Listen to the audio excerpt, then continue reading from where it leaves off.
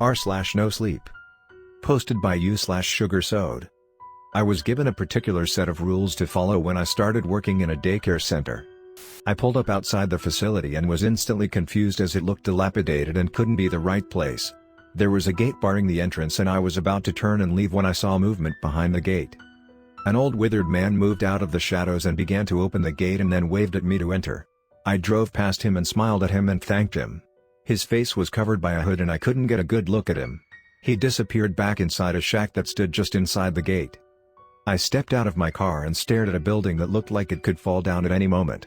A woman who looked like she was in his 60s came rushing out and told me I was told.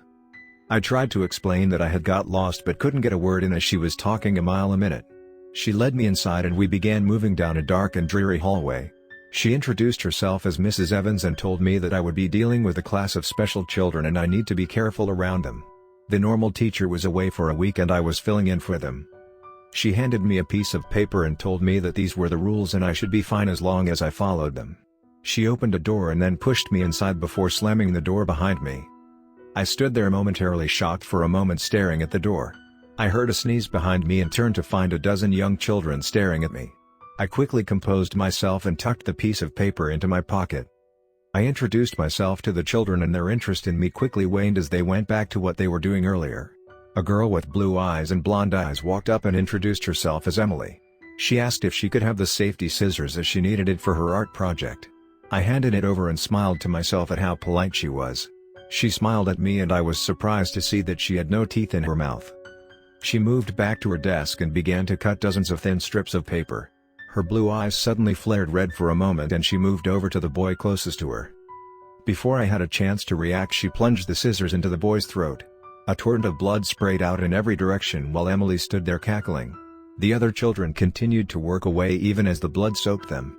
The torrent of blood seemed never-ending and soon there was blood dripping from the ceiling.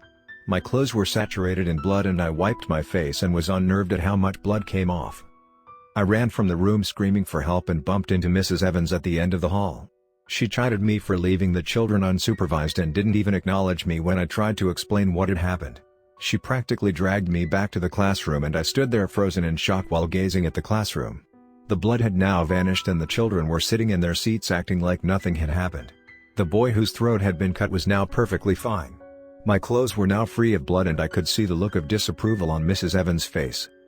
Mrs. Evans carefully took the scissors from Emily's desk while Emily sat there with a toothless smile on her face. Her smile was unnerving and I could tell that Mrs. Evans was scared of Emily for some reason. Mrs. Evans handed me the scissors and told me that I needed to follow the rules. The rest of the day was uneventful but I caught the children giving me glances throughout the day.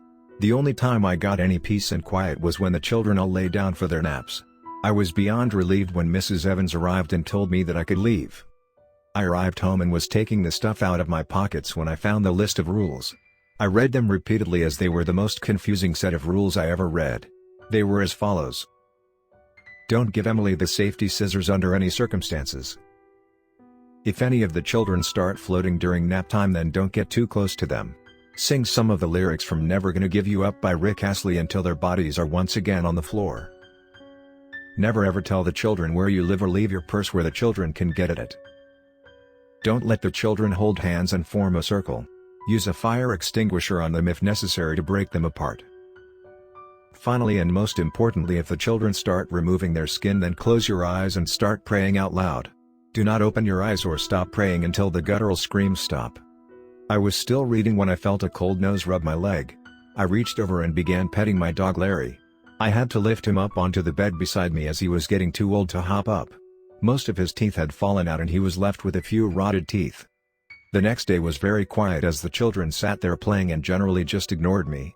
I had to leave to go to the bathroom and was gone for a few minutes. I noticed that my purse had moved slightly but wrote it off as just being my imagination. When I got home that night I knew something was wrong as Larry didn't come to greet me at the door. I let out a shriek after finding his mangled corpse in the bathtub. Someone had pulled out his intestines and then wrapped his body in them.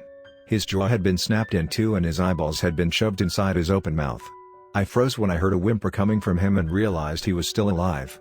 I grabbed a knife from the kitchen and slit his throat to end his suffering. I wept myself to sleep as I had raised Larry since he was a puppy and he was part of my family. I was still quite shook when I got to the classroom as I couldn't get the picture of Larry's tortured remains out of my mind.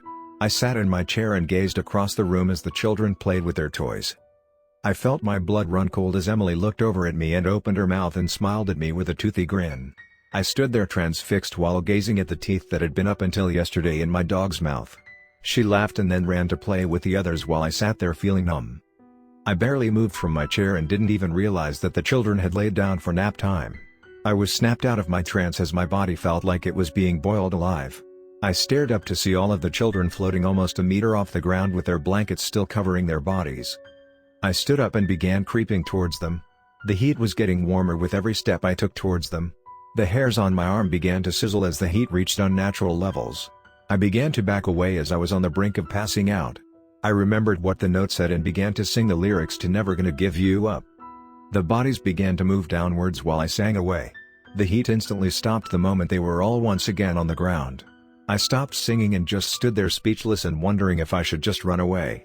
I knew that I desperately needed the money, so I couldn't just leave without getting paid. My arms looked like they had been out in the sun for hours and I had a nice even tan on them the next morning. Mrs. Evans cornered me in the hallway the next morning and asked if I had been following the rules. A look of relief crept across her face when I explained that I had been doing what I was told. She patted me on the back and reminded me that this was my second last day.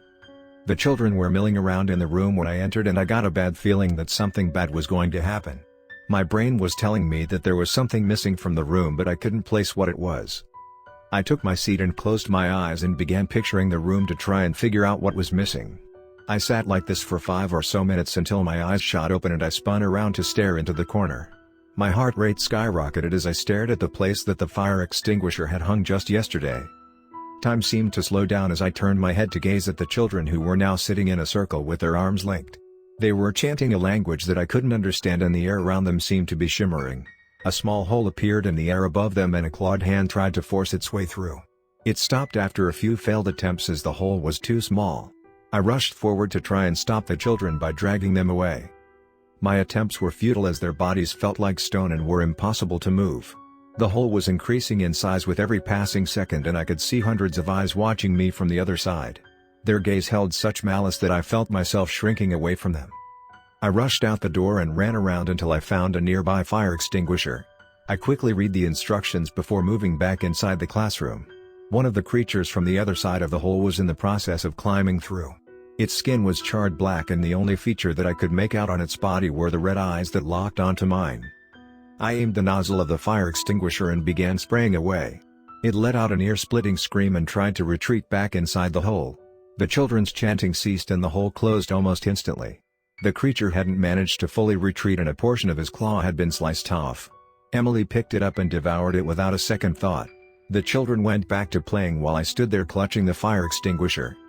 I arrived early the next day as I knew that I would be free of this place in a couple of hours. I walked inside the classroom and was happy to see the fire extinguisher was still there. The children were all smiling up at me as if someone had just told them a joke. The day started off smoothly and I sat back and kept a close eye on them. Their bodies once again began to float at nap time, but I started singing before their bodies had barely left the ground. The children stood up from their naps and their grins had once again returned. Emily reached into her mouth and began tearing the skin off her flesh using just her hands. The other children began following her lead and they quickly had ripped all their flesh off. You could see every muscle in their body and their grins had taken on a more demonic tone. They began to advance on me and I closed my eyes and began praying out loud. Tiny sets of hands began roaming my body and I tried my best to keep myself from vomiting. I opened my eyes slightly and watched as another hole appeared in the middle of the room. Screams of agony began emanating from within and I could see figures inside that looked like they were being tortured. I don't know how long I kept my eyes shut, but it felt like an eternity. I only opened them when I felt a hand rest on my shoulder. Mrs. Evans stood over me and thanked me for my help this week. I grabbed my belongings and took one last look at the children who were now back to normal. I followed Mrs. Evans out the door and felt waves of relief wash over me knowing that I would never have to come back. I received my salary for the week and practically sprinted out the door. I never taught children after this day and ended up working in a prison as it seemed safer. I cannot help but hope that the person who next helped with those children followed the rules. I don't want to imagine what those children could unleash on the world if they are left unsupervised.